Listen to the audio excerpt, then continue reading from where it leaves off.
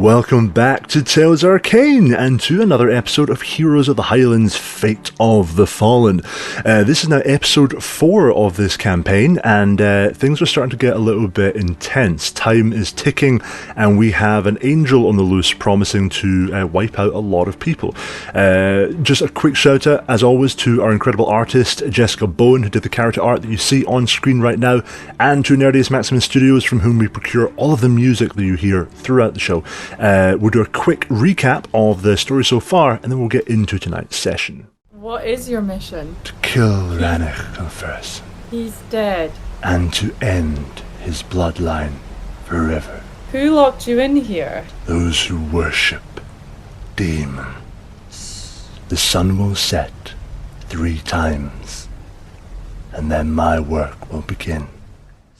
The only relic we have is the horn. Can I blow it? No? No, you can't. It's a relic, a religious relic of great significance, but it's said that is a horn that was blown by the angel at the moment of Ranach's victory. What happened? He came for the horn just now. He took it, and he said that he would blow it tomorrow. So someone beat us to it. Damn it! As we begin, you are standing outside the chapel to Tyr, the god of justice, in the small village of Kinranach. The priest has just seemingly experienced something of a religious miracle. He has seen an angel come and collect a religious artifact that for many years has been in the chapel's possession. What do you want to do? Well, I mean, at this point, Glute's off to go and give her a dress at the tavern. Yeah, Glute's disappearing down the road, constable, one arm around him, going, "Why not both? I should have thought of that." Are they in the temple right now, or are they outside the temple? You're just standing, you guys kind of went back towards the temple. You're now standing at the little gravel path that leads up to it. The door's open, light spilling out into the darkness. Zell's going to be like, did the person who took the horn say anything else? No. There was silence, and then I felt a hand on my shoulder. I turned. He reached out, he took the horn from me, and I shut my eyes. I couldn't bear to look upon his beauty, and when I opened them, he was gone. Can I ask a quick question? A history lesson, so to speak. Did you always know that this angel was sent by the god of justice? What? Of course, the angel was sent by Tyr herself, sent to aid Ranach in his final battle. I'm curious, why would a god of justice side with Ranach? Was there a reason ever made, or...? Kind of wipes his face. He goes, I don't know for sure, but Ranach's cause must have been just. It must have been so righteous and so important that it couldn't fail. Tyr has long been the enemy of demons, the enemy of the underworld. So perhaps the forces arrayed against Ranach were fiendish in nature. And what do you think would prompt this angel to come back now? Well, I don't know. The horn was blown at the moment of a great victory, and perhaps such a victory is to come again. Maybe the Lantricians are going to invade again. Maybe there are demons rising in the north. I don't know, but it's more than I ever hoped to see in my ministry.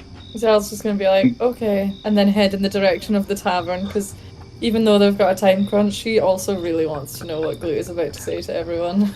I think Boglach will tell Zell about the whole Winter's Grim, about how there's different tales. I think Boglach knows that there's demons involved somehow. And from what we heard from the angel was is obviously sent to fight demons, and it seems like demons were somehow involved with Ranach. And I don't know if they said something like Ranach's kids were demons, or am I making that up? Did the angel say something? He said that demon worshippers had imprisoned him, and then he implied that it was Ranach's sons who had imprisoned him.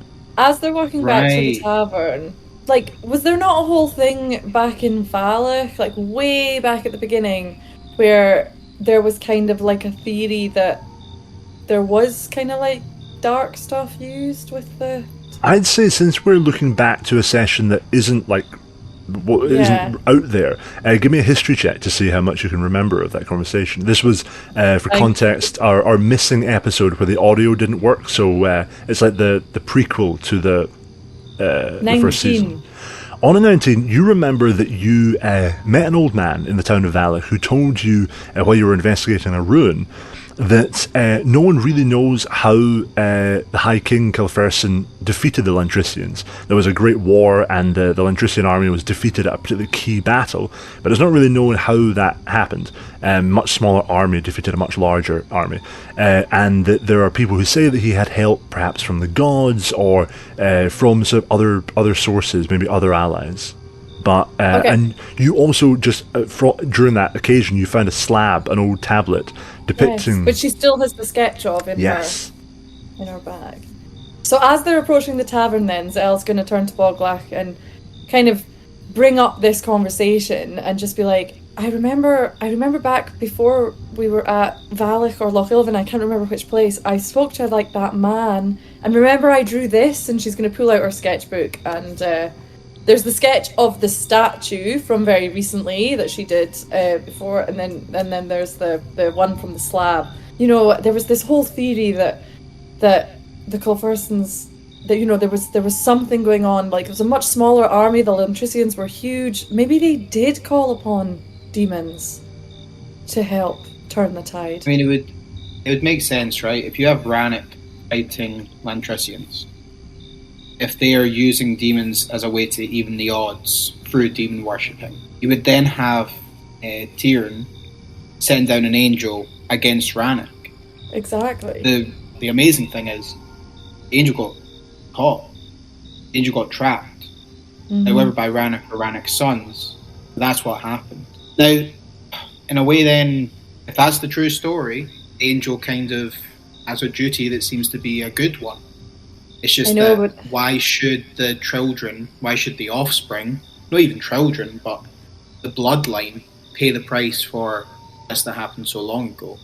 Yeah, they shouldn't have to pay the price for their ancestors' mistakes. No.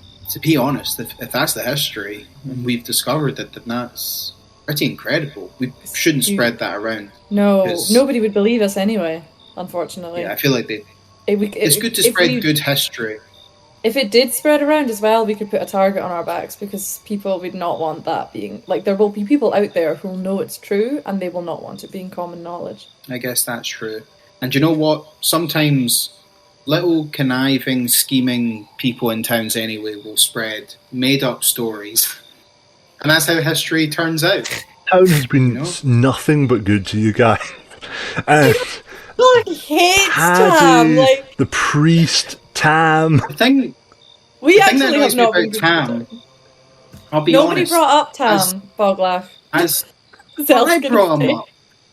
brought him up because we're talking about the story.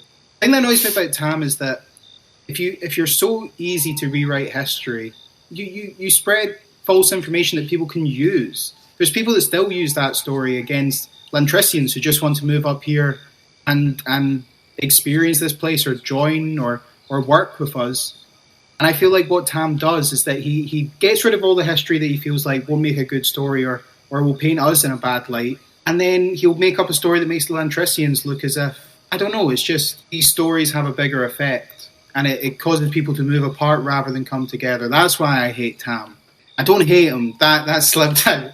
I dislike him. His storytelling. You see Boglach's like, I don't hate the guy. You're approaching the tavern. Glute, what is happening inside the tavern? You have the rapt attention of basically everyone in the village who's gathered here in the tavern. So yeah, I feel like as everyone's kind of gathering up, like, you know, Glute standing on top of one of the tables in a corner, facing out into the crowd, and then Glute realizes they're standing on top of a table in front of a bunch of people, probably more people than Glute's ever spoken to in her entire life, and like freezes for a moment, as like, brothers, sisters, those who join me in worshipping Tyr, I come with some good news and some bad news. So what do you want to hear first? The good news or the bad news? The good news! The good news is that I was possessed by a demon this night, and I'm no longer possessed by that demon because of Tyr. So that's good. Yeah, praise be to Tyr. What's the bad news? The bad news is that I come here with Tyr's blessing, but also Tyr's warning. There is something I saw a premonition that something bad is going to happen here in 3 days, but we have time to prepare. 3 days from now, we feel like Zell and Boglach are now at the back of the room going. Sorry. 4 days. 4 days from now. Oh no, two. Oh, okay. One and one from now. 1 and 1 day from now, we are gonna have some bad stuff happening. People who hate Tyr will come and try and stop Tyr's worship, and we have to be ready to rise up. We need to make sure that we're ready to face any threat coming to try and dilute Tyr's love in this valley for all of us. So I'm gonna go on a quest to find a magic sword, and I'll come back and I will stop this deity that wants to stop the worship of Tyr. But I can only do that if you guys spend the next, I'm gonna look over again, 2 days preparing.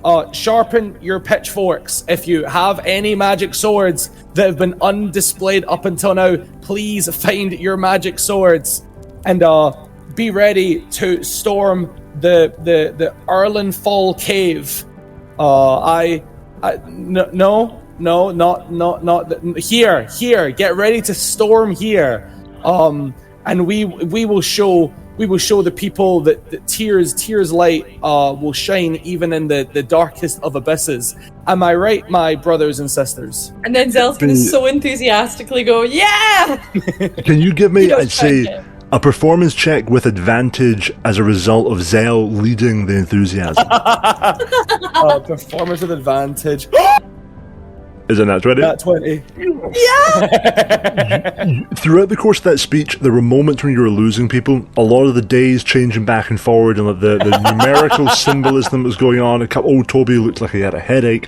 But then over time, a message started to come through that something is coming that is going to threaten Tyr, the worship of justice and good, that's going to threaten the way of life in this valley. And by the time you hit that final note, the place erupts. People leap to their feet and are shouting, and old Toby staggers to the front, a tankard in each hand. You're not sure if they're both his or he's just stolen someone, and he goes, "This valley is our home. It's been our home for generations. If someone thinks they can come here and end our way of life, they've got another thing coming. We'll sharpen the sticks. We'll make ready. We'll stop. Where is it we're storming again? Oh, here, right here. We'll storm Paddy's like there's no tomorrow. And Paddy's like, no, it's open for business. You don't need to storm it. And people start like shouting and cheering, Tyr, Tyr, Tyr. I'm gonna jump down and like slapping back, shaking hands, be like, Tyr be with you, and go over to. Oh, actually, one last thing. Well, I'm gonna run back and jump back up. Yeah, jump back up. Be like, sorry, encore. So, what we need is full cooperation from all of you. My name is Glute. The pretty elf at the back with the pointy ears, that's Zell. And every story needs a hero. And ladies and gentlemen, I want to introduce the shaft of Kinranic, Boglach. He will be the shaft of light that will illuminate the darkness that is falling upon this city. So please, can I have a round of drinks poured in honor of the shaft of Kinranic? Cheers for the shaft! And people start immediately pulling in drinks. People are coming up, clapping you guys on the shoulder, clapping Boglach on the shoulder. Shaft, clammy. Paddy comes over to you, Glute, and goes, I'm sorry, everyone's had quite a lot of drinks. I think I'm the only sober person here, except for you guys. What? What is coming? We're meant to storm something. What is going on? Zell's gonna take over there and be like, look, my friend is right. There is something bad coming after 2 more sunsets. We found something at the cave that told us this, and really we just need. This is why I was asking earlier on about the fighters in this town. I would recommend, if there are people here who know how to fight, they teach everyone how to fight. You spend the next 2 days preparing.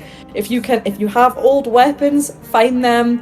If you can make weapons, make them. We don't know exactly what's coming, and of course we don't want the people to actually storm your tavern here. It's a very lovely establishment, but it's coming to the town, it's coming to the valley, and nowhere is safe, so you need to be ready. We're lacking crucial information. Is it bandits?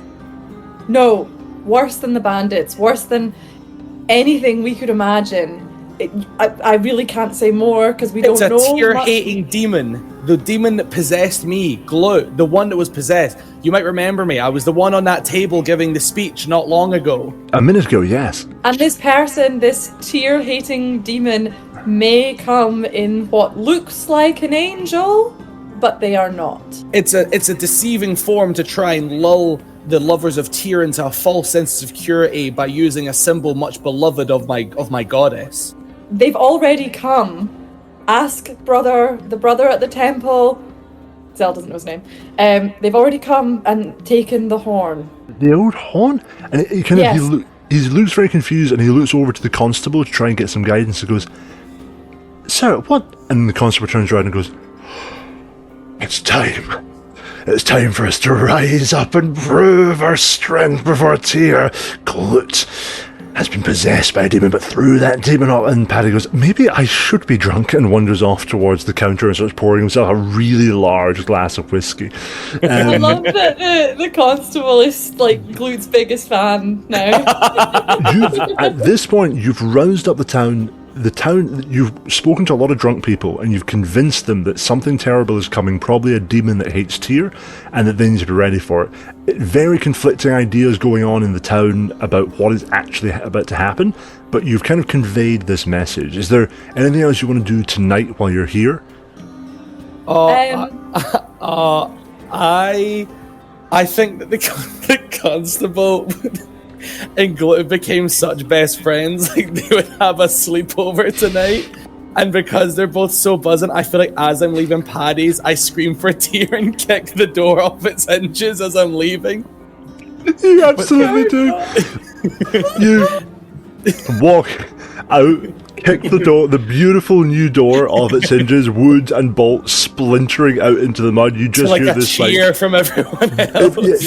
People start like picking up pieces of the wood and going, "Oh, weapon from Tyr," and take it off to sharpen like splinters of the door. Paddy is just like sitting at the bar, multiple drinks deep at this point. In that case, unless there's anything else you guys want to do, you can take a long rest and get some much needed sleep after a very busy day. I feel like the only way that could have gone worse for Paddy is if people had started like picking up the chairs they were sitting on and like breaking them to create weapons and for the cause. Like this tavern owner's gonna hate us. Okay, yeah, let's long rest. Zell's gonna head upstairs and she's gonna... Well, actually, she's not, because they don't have a room. She's gonna ask for a room. What's that? Can I have a room upstairs? Sure, fuck it. So she's gonna head up, and then she's gonna like look at her drawings of the the slab and the statue, and try to kind of get a handle of this. Before you go to bed that night in the room you've taken upstairs, you're not sure if you're paying for this or if you're meant to pay in the morning. Paddy just seemed too defeated and drunk to actually engage with you about it, but you're in your room and you look over your notes, kind of wondering what pieces are missing right now that could come together to kind of build out this picture that's starting to form in front of you. Glute obviously having a sleepover with the pious and passionate constable. The constable is really hoping that you'll like say something religiously prophetic in your sleep, and so stays up all night, taking a level of exhaustion to listen just in case you drop some pearls of wisdom. And Boglach, how do you end your evening? I think I would just get a long rest, probably just do the same as Zell, get a room. Boglach, just before you go to bed, you glance out the window and you see a small dark shape standing silhouetted in the window of the cottage across the street, just like hands on hips staring out into the night as your nemesis broods. I think I'll head over and knock on Tam's door. Just to tell him you hate him personally? The door No, opens I'm just knocking on the door. like a narrow inch. Yes. Tam, the hypocrisy of me shouting at you for spreading false stories when my friend over there has possibly done the same is the hypocrisy's not lost on me. But the fact is, I just like Glute more than you, and I'll just turn it around and walk away. Not even gonna like warn him or tell him what he missed in the I feel like Boglach takes a swig out of a flask, just walks away. Boglach's like, there's something about Tam Tamston and his made-up stories that has really just irked Boglach today. Tam watches you walk away, and a look as hard as iron settles in his eyes as he stares after you. And with that, you head to bed, and you all get a good night's sleep. You awake to find the town pretty quiet the next day. You get the impression that everyone stayed up pretty late drinking and getting excited about the possibility of having a sort of religious war for Tyr. The threat of what might be facing these people is not remotely sinking in. They just had a great old drink up, but they are aware of what they need to do. They just don't realise how serious it is. You guys are awake. It's a kind of a cool grey morning outside. A little bit more of that hint of autumn in the air. What would you like to do? Do you know? No, in fact, yeah, I was gonna have Zell go over to Tam's, but I don't think she will. I think Boglach's gonna knock on your door, Zell. Okay, yeah, she's gonna open it and be like, I'm gonna go, I may have had one too many last night, and I think I might have gone over to Tam's and said something quite blunt to him. What did you say? I don't know. I think the angel's really. Did you tell him? I think the whole thing with the angels really freaked me out, and I think I didn't want to confront it. So instead, I think I took a lot of anger out on Tam that he didn't quite deserve. Especially because, and I think I said this to him. I remember the word hypocrisy. I think I must have been talking about the hypocrisy of, Glute. Like, yeah, Where is Glute anyway? She hasn't come back after being with that constable. Well, the only two words I remember from last night are hypocrisy and sleepover. Now, I woke up in my own bed tonight without Tam, so I imagine the sleepover was maybe something Glute said before they busted the door off. Okay, well, do you think that maybe you should go to Tam's and apologise?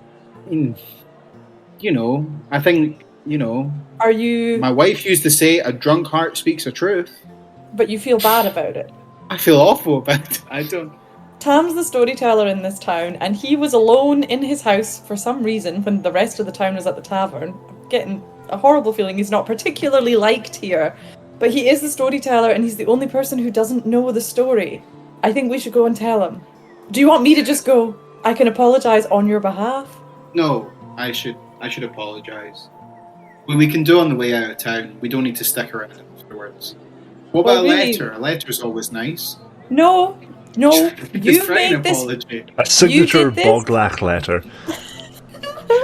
Yeah. And it wouldn't even be an apology. It would be like a very long, kind of like winded letter. That would get really aggressive towards the end. No, you said it with words. You should say it with words. We should go together. We'll go right now. He might be up. Okay, and we need to find Glute. But like I say, sleepover. So I imagine they are at somebody else's house. The constable's house, I guess. We'll need to ask where he lives. We can check here and then check any Okay, other so house. probably Could be just anyone. start like opening doors in the upstairs Yeah. of the inn to What? try and find Glute. Glute, tell me, would you have stayed at the inn with the constable there, or gone to the constable's house? The constable and the constable and Please be at I the constable's house. got pretty drunk together, and we went back to the constable's, and we stayed up talking about our favorite attributes of Tyr. However, Glute has never been hungover before. I think Glute just has too high constitution to ever feel hungover. But right now, Glute's actually in Tam Tamson's.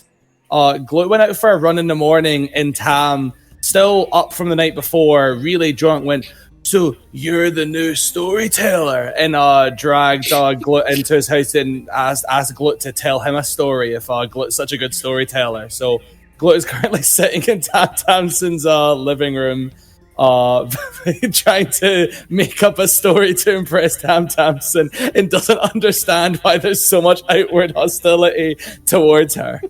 You guys eventually, kind of unable to find Glute elsewhere, go, well, let's just go to Tam Tamson's, kind of sort this out, knock at the door, and then hear from within a familiar voice drifting out. You can hear Glute yakking away inside. So I was gonna be like, "Oh, Glute's here," and open the door. And you know, she still really likes Tam. Like, he was lovely, so she's gonna be like, "Hello," having no idea, obviously, all of it. Well, she does a little bit. Glute, tell me just like what the line of the story is you're saying as your companions walk in. And then that's when he said, "That's not a dire wolf, that's my wife." Tam Tamson is sitting there, like opposite, stony face, little arms crossed, going, "Okay." Was this passed down to you by your great-grandmother? Your great-great-grandmother? I never knew my grandparents, so no, it wasn't. It's actually much more recent than that. It's modern. Yeah, it's I know a lot of people say that modern storytelling isn't quite as good as the classics. But I feel like it's hard to try and come up with, original tales nowadays in a world oversaturated with similar stories. Well, that's why I think you need someone around who knows the original tales and can tell them, "Oh, well, look, it's your friends." I think Boglach's also going to be like, sit behind Zell and be like, "Well, it is good to have someone tell the original tales. I agree with that, Tam." Well, your friend here was regaling me with a fantastic tale. What was it? The Ode of My Wife is a Direwolf or something like that. Listen, fantastic stuff. I've got a mutton stew to put on for tonight. It's going to have to stew for quite a long time. So, if you don't mind, I'm going to get on with business. Zell is gonna kind of like step forward and be like, "Look, Tam, there's something I want to tell you. That you missed last night." She's kind of aware of this hostility in the room, but like obviously Boglach can't remember what he said, and so she doesn't really know where it's coming from. And she also is like such a people pleaser at heart that she's also deeply afraid Tam now dislikes her as well. So she's like, we went to the cave and we found something there that is going to really do some damage to the town if we don't stop it. So last night at the tavern, we told everybody to be ready for a fight, and it will probably take place after tomorrow's sunset. And I just don't want you to be the only one who doesn't know what's going on, especially given your role in this town. And what did you find in this cave? Something that's going to do some damage to the town? I say, give me a persuasion check, but give it to me at disadvantage. God damn it. Oh no. 2. Well, fascinating tale. Couldn't have told it better myself. They found something in a cave, and we're all got to be ready for it. That's fantastic. Listen, you and your friends... Excuse me! I have done nothing to you. I sat and I listened to your story and I was interested. It's not my fault that my friends have annoyed you.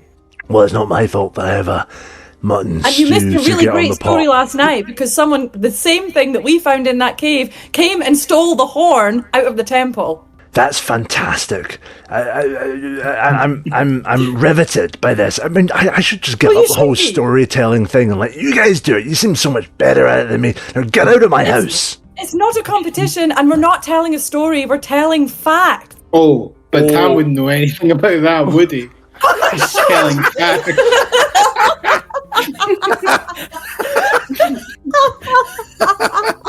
He goes, well, if you know what? I tried to tell you this because I wanted to be nice to you, despite what my friends were saying. But actually, you know what? You deserve it. You deserve it. If you die in 2 days' time, you deserve it. Whoa, Zell. All right. I love how quickly Zell snapped and went full 180 to even further than Boglach.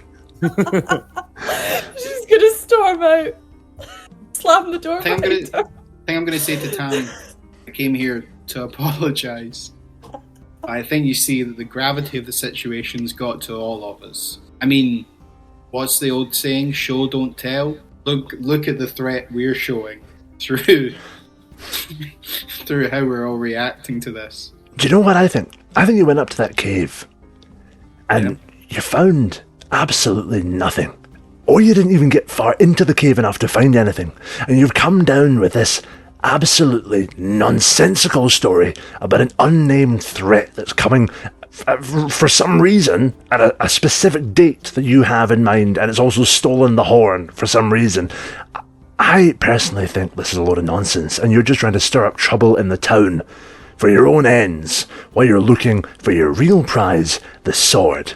I know a dirty treasure hunter when I see one. You're just looking for the sword like everyone else so you can sell it off to some wealthy client in Dunarden, and I for one will have none of it. Get out of my house. Zell has walked back in at this point, and she's going to be like, well, I can't wait to see your face in 2 days' time. I can't wait. And you know what? You won't be in my story. How's that, Tam? Yeah, when we tell the story of this town, we're taking you out of it. Tam clutches at his chest and goes, oh, how will I ever cope? And then just starts furiously chopping mutton. Because it's going to kill you. Can I just say, this is so on you guys. You have none of this is on Tam. Tam's spreading bad stories. His granny literally told him a good story. He was like, Zell's pissed off that he was hostile to her when she personally hadn't done anything to him, so... Yeah. She's still very confused why there's so much animosity between everyone, because Glute and Tam got on really well the first time they met. And for Glute to be pure pulled off the street and then just forced to tell a story.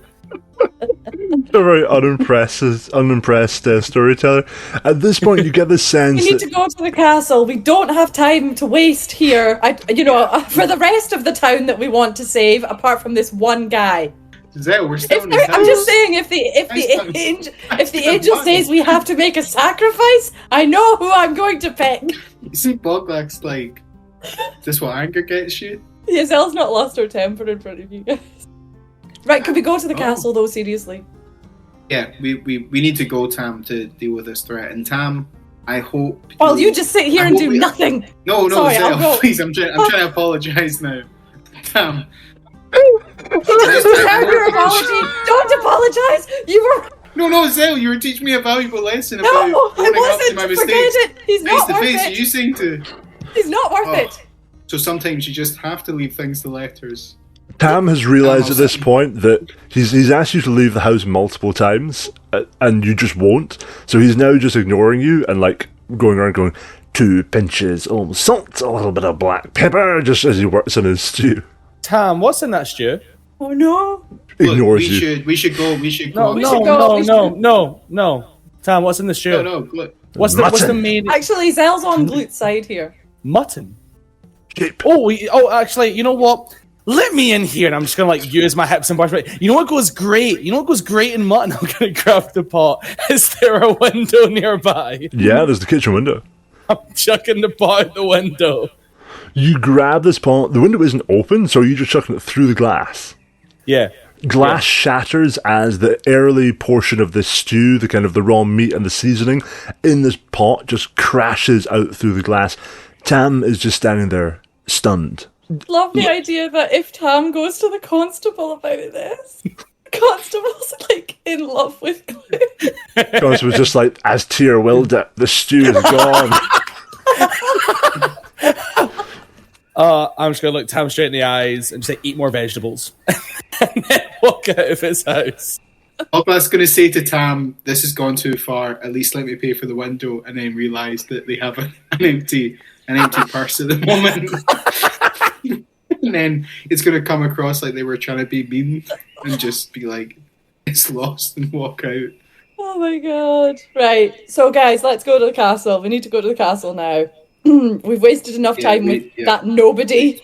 She's still so happy. Zell, I feel like, I'm sorry to say, I feel like I was somewhat justified in being angry at him for making up stories. Maybe hypocritically, as I'll own up to. You just seem angry at him because he was somewhat hostile to you.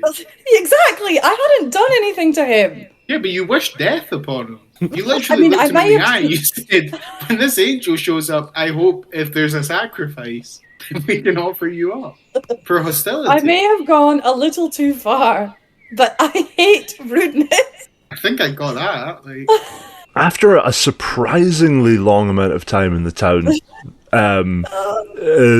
just yelling at the local slightly lonely storyteller, you guys it's round about kind of sort of 9:30 in the morning, still kind of cool and grey. You know that if you set off now at a good pace by road, you'll probably get to the area around Dunalkin Castle round about sunset. Perfect, let's go. You guys set off.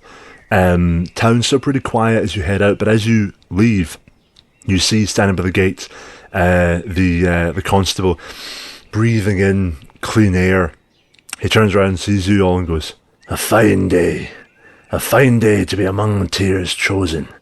This is the spot, this is the hour. We will make our stand. And then he, I really hope so. As you guys are walking by, he picks up a bottle of wine that was in his hand and goes, but no more of this. I'm a changed man. Throws the wine against the wall. All I need now inside me is the righteous, pure love of Tyr. And he kind of looks down at the wine and goes,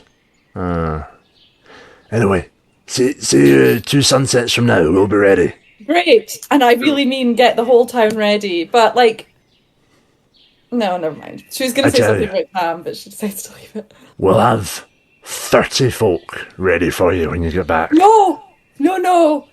Those 30 folk need to get 30 more folk ready. I want to see this whole town ready. Everyone who can find, every adult. I mean, that's about 30. Anyone can hold a spear. This town is a lot smaller than I thought. There's people out there like their grannies and stuff. We can get them out as well if you want. Oh no, the elderly shouldn't. They shouldn't. What about the kids? Yeah, well, everyone should do their part. You know what? On it. The grannies can make the weapons. The kids can. I don't know. Kids are scrappy. They'll do something. I think with the kids involved, a strong 35. Great. No, I'll look into it. And also, there might be a broken window at Tam's, but just know that, like, it was really important to the cause. Did the angel break a window? Yes. I'll look into this. We'll see if we can have the window sanctified. Maybe put some holy water on it. Yeah, I think that, you know what, and see if it takes a while to, like, fix it. You know, I think that would be fine too. There's more important matters than that person's window. Exactly. More pressing things. And the glass from the window. Priorities. In fact, break all the windows and use the glass as a weapon. You're right. And you know where has a lot of windows? The tavern. He turns around and starts running off down the road. Are you guys ready to roll? Yeah, we're heading up to the castle. Oh my god, I'm so red. The saviors of Kinranach set out on the road north. That is today, not what Pam's calling us. Instead of taking the eastern road up towards the falls, you stay on the western side of the river, press north along the road. It's a little bit overcast as the day goes on. The sun is rising, but it's rising behind clouds. So around about noon, there's a little bit of warmth coming through, and then that gradually fades. By the time it gets to 3, 4 in the afternoon, The damp mist is starting to press in a little bit. There's a sense of... you get the impression that tonight will probably be quite foggy, and there's already cold vapour beginning to form in the air around you. You're travelling through sparse open land, rolling moors on either side. The moors stretch away, dotted with the occasional tree, and then beyond the moors the mountains rise on either side. As the day wears on, and as the sun, somewhere behind the clouds, begins to creep lower, you see a tree by the side of the road, a little bit closer to the road than some of the others. And as you approach the tree, you see that underneath it, a wagon has been tipped over onto one side. The wheels broken, the traces split apart, the horse is bolted, and a couple of sort of planks and crates have fallen off the back of this carriage. You also see that hanging from the tree is a body. What does the body look like? From the distance, it looks like a humanoid, sort of human-sized figure has been hung from the tree. If we get closer, can we tell how long it's been there? Yeah, as you approach in, you can see a crow kind of flaps down to land on the shoulder, pecking at the eyes of this corpse. Coming within a sort of a clear distance of it, you can see it appears to be a human, sort of a youngish man wearing simple farmer's garments. And I'd say if you want to try and work out how recently he died, make a medicine check. Could I cast Speak with Animals at first level to speak to the bird on the 13. shoulder? Yeah, absolutely. I'd say on the 13 you can tell relatively recent, because one of the eyes is still in there and one of the other eyes is being pecked out as you're looking at it. So it's kind of been there for that long. Boglach, you cast Speak with Animals. The crow is still just kind of pecking away. Excuse me. What? What happened to this person here? Dead, I know. Part of the natural life, and good feasting for you. Recent? They took him. He fought back. They? How many? 5, 6. The red one strung him up. Bloody Didn't want to God. give up his shiny things. Shiny things? Little gold pieces. Not worth dying for. But I'm not complaining. Very fair. Are they the red ones behind you or somewhere else? Up there, up the valley, where it gets colder. Old walls, old stone. They're inside with fires and steel. Not here recently? Since the last darkness they were here. That's when they killed the farmer. I'll relay this all to Zell and Glute in case they wanted to ask anything. Ask if the crow saw a woman come up this way. The archaeologist. Did we get a description of the archaeologist from somebody? I think we just have a woman. We may have got a description last week or the week before, and I can't remember. I don't think we did get a description. I think we just were told an archaeologist was in the castle. Mara. Mara's her name, though. Have you seen a woman travel up here within the last week on her own? Probably a lot of equipment. I'd say just roll me a d20, 10, 11 and up. You're in luck. 5. You all look the same to me. There's the pink ones like you. There's the darker green ones like you. And there's the red ones, and they're a bit like you too. The red ones have horns. That's like the one that strung them up. A tiefling. That's what you call it. There was the blue one with scales, like a lizard or a fish. And there was a little one, big beard, and a tall one that looked, well, soft and fleshy. I think I know the other two, but that last one... Just like him. I'm not... And kind of pecks at the farmer again. Human. Yeah, humans are a bit soft and fleshy and squidgy. End of the day, you're all meat to me. Yep, we're all meat to Mother Earth for the end of the day as well. You see Boglach just keeps looking at the crow for a while. Was the crow helpful in telling us anything about the bandits? They are led by a tiefling. Mm-hmm. They attacked this farmer, I'm guessing last night, because he wouldn't give up gold. And they are in a place with old walls, old stone, and they have fire and steel. So I'm guessing they set up camp in an old ruins at night. And there seem to be at least 4 of them. They're a little bit different, but there could be 5 to 6. Okay. But notoriously, crows can't count that well. I've talked to a lot of crows, and they're always a little bit off. Magpies, spot on. It's kind of odd. The sun is dipping further behind the clouds. You can see there's a sort of a reddish hue to the clouds over to the west. You know that you're probably not that far from Dunalkin Castle. If you press ahead, probably within the next hour, you'll approach the ancient ruin once held by Clan Kilferson in days of yore. At this moment, you hear a sound. It begins to grow from a low drone. And at first you think it maybe comes from the hills to the west. Then you wonder if that's an echo coming from the east. This sound rises, filling the air until the earth beneath your feet seems to vibrate, until the tree before you begins to shake. A few dry leaves trembling down as the roaring of this horn begins to fill the air. Boglach, you feel in your druidic sense this kind of tingle of magic fill the air, like a ripple running through the vaporous fog around you. Glute, you almost recognize the sound. You got just the hint of the sound when you blew the horn last night, but this is so much louder. This is supernaturally loud.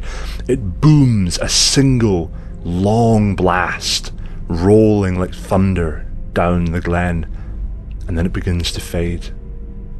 And then the corpse hanging from the tree begins to twitch, and one hand slowly reaches up and grabs the crow on its shoulder. You hear a snap as the bird's neck breaks, and the arm lowers down, unclenches, drops the twisted form of the bird to the ground as the farmer hanging from the tree begins to sway and writhe, clutching at its neck, reaching up at the noose.